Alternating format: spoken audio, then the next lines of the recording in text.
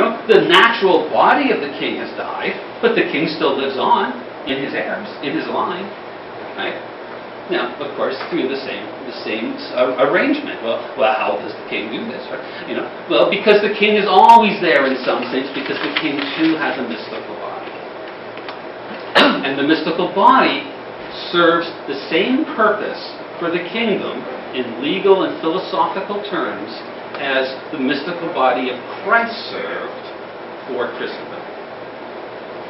Now, to really appreciate what's going on here, we have to take a few steps back and understand what these kings were dealing with prior to the successful smuggling of this two-body doctrine into political philosophy and legal theory.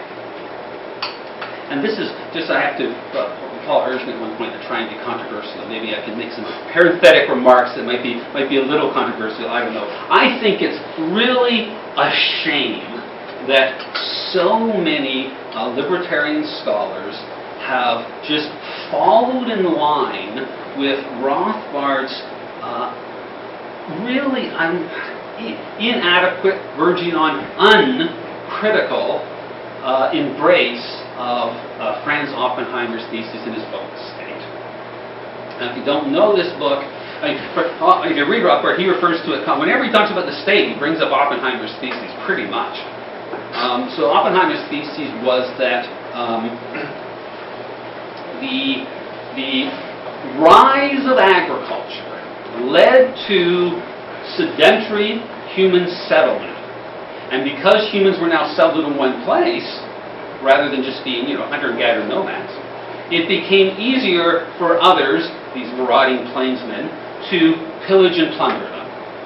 It was easier to find. You knew where they were, right? They couldn't go away because they were growing crops, right? They had to settle down.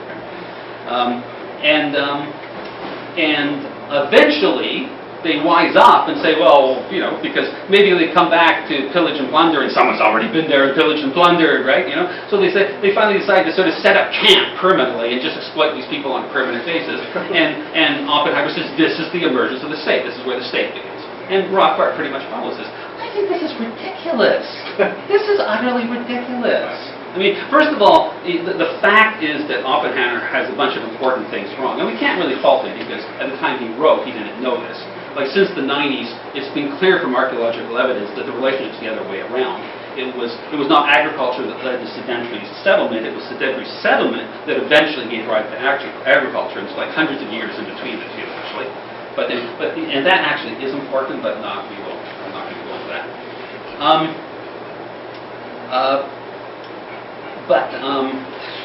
See, I told you I lose my train of thought 3 times. Okay, that's my first thing.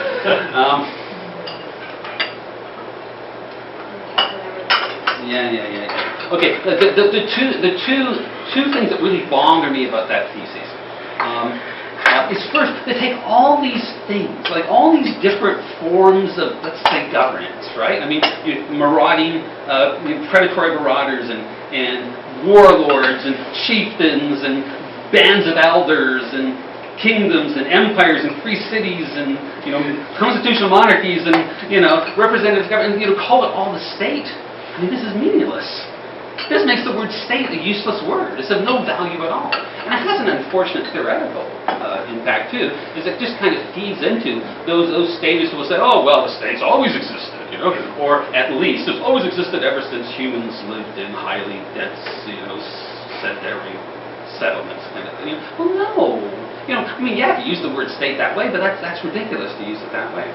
I think you have to be sensitive to the sometimes quite substantial historical differences between these different kinds of ways of arranging, even if they all are in some sense, and I would grant Oppenheimer, in some sense they're all kind of exploitative, extractive type institutions. But to call them all the state, I think, is misguided. I think actually, I think it was Machiavelli who first coined the phrase "the state" in the sense that we use it. Right? It had been used before, but it was kind of like a synonym for condition. So people refer to the state of the realm as in, a report to the king on the state of the realm in the eastern counties or some such thing, right? Machiavelli is the first one who uses it as kind of like an abstract institution of governance.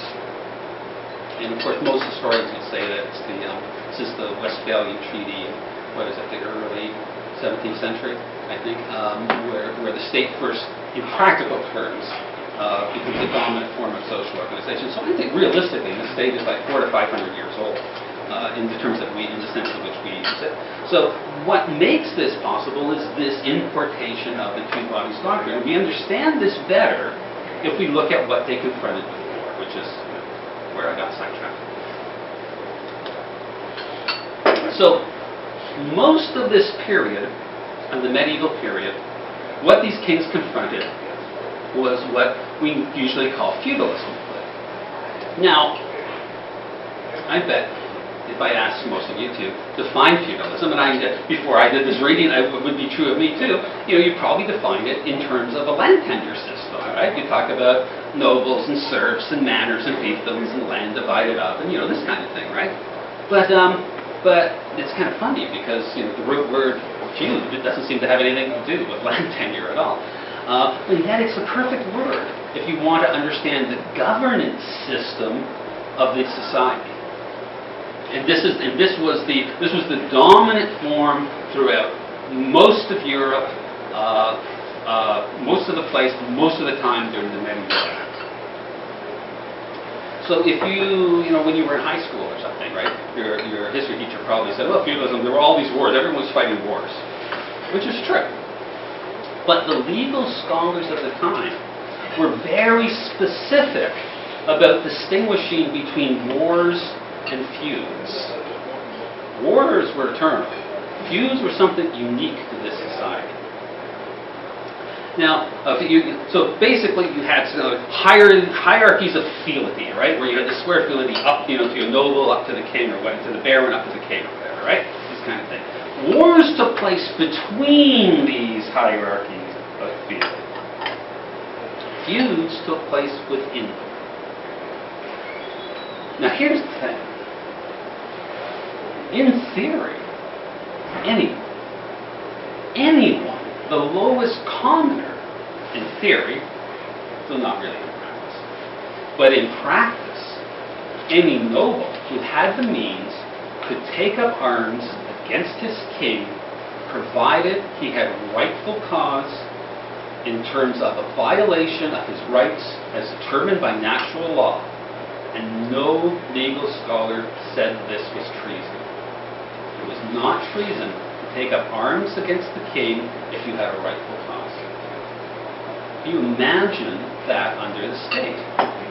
Is there any cause for which you can take up arms against the government of Canada? Of course not. There is no cause. And this is what changes as a consequence of the importation of the two bodies doctrine, and particularly the effect of the mystical body doctrine. If the entire kingdom is a collective unity, bound together, everyone part of this same unit, then it's no longer legitimate to take up arms against the king, because you take up arms against the entire society, against the entire kingdom. But this is not the way feudalism works. In feudalism, in a very real sense, you could talk about it as being a polyarchy, right? I'm not saying the polyarchy meaning just like multiple forms of power or multiple forms of authority. Now, they weren't all equal, of course, but given the right circumstances, anyone could declare an authority that superseded that of the king if they were done harm by the king. Now, the whole, I won't go into this, but the whole legal structure of this era is really built around how you deal with feuds. What are the right conditions to which you can institute a feud? What is the process? You'd have to petition the king 3 times, and if you need the satisfaction, you have to ask third parties to intervene on your behalf. There's this whole process that went on. But the whole legal structure was built around how do you deal with feuds. So this, you understand, is a totally different situation than what we think of the king in the sort of the cliche model of monarchy. Monarchy only becomes possible if you get rid of all this polarchy. If you get rid of this idea that everyone is justified to make a reasonable, rightful claim against the king. Only when the king becomes all-powerful do you actually have monarchy, and this only becomes possible when it becomes culturally and politically illegitimate to take up arms against the king, because you're now taking up arms against the entire body politic. Now,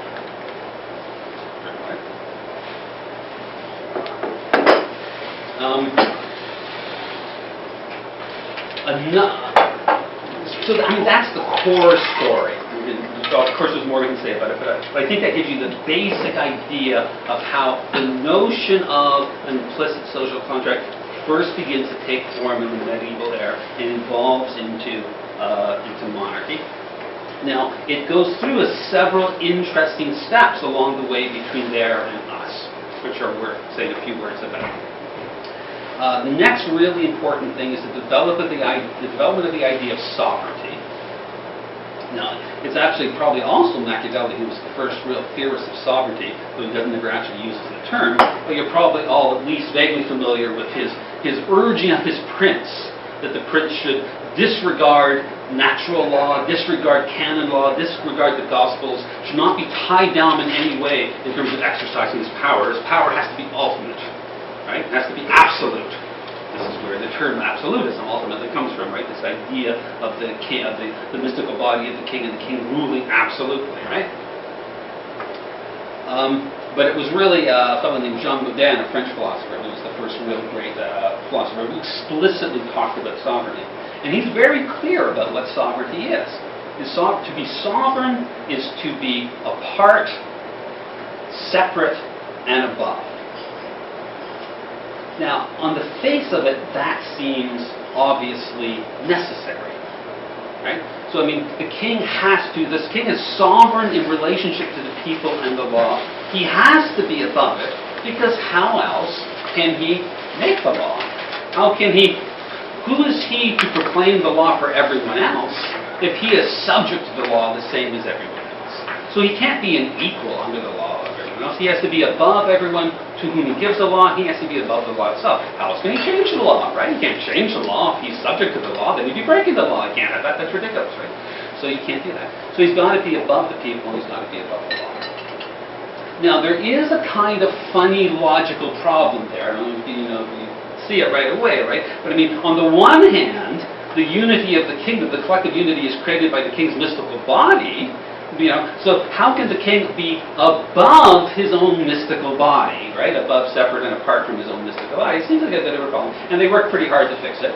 Because he does it. He has a natural body, right? He is a single man, so in a sense he can stand apart in a certain sense. I don't find it entirely convincing, but they found it worked for them.